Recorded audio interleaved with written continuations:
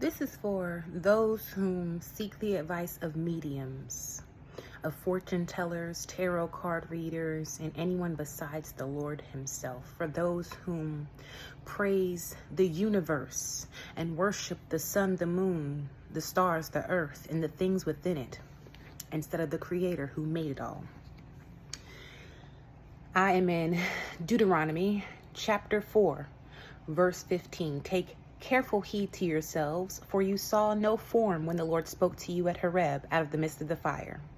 Lest you act corruptly and make for yourselves a carved image in the form of any figure, the likeness of male or female, the likeness of any animal that is on the earth, or the likeness of any winged bird that flies in the air, the likeness of anything that creeps on the ground, or the likeness of any fish that is in the water beneath the earth. And take heed lest you lift your eyes to heaven, and when you see the sun, the moon, and the stars, all the host of heaven, you feel driven to worship them and serve them, which the Lord your God has given to all the peoples under the whole heaven as a heritage. Okay? And I'm going to jump down to verse 29. You will seek the Lord your God, and you will find him if you seek him with all your heart and with all your soul. So he is telling you he is not male nor female, nor is he like anything that you can ever make an image of, anything that's on this earth, in the air, or in the sea. He gave us these things not to worship them, but as a heritage to us, as something for us, but not to worship.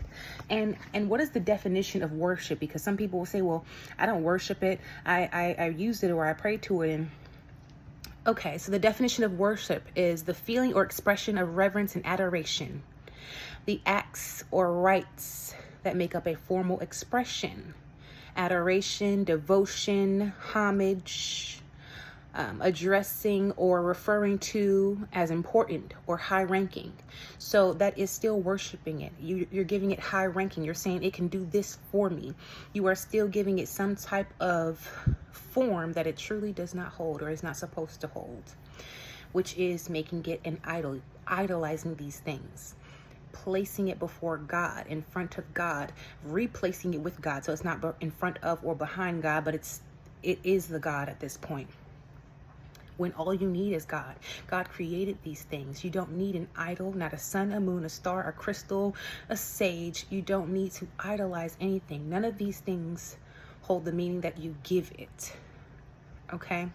God created these things. So while you feel it is powerful and it performs miracles and magic and wonders for you, imagine how much power you can get from the actual source that it's all pulling from.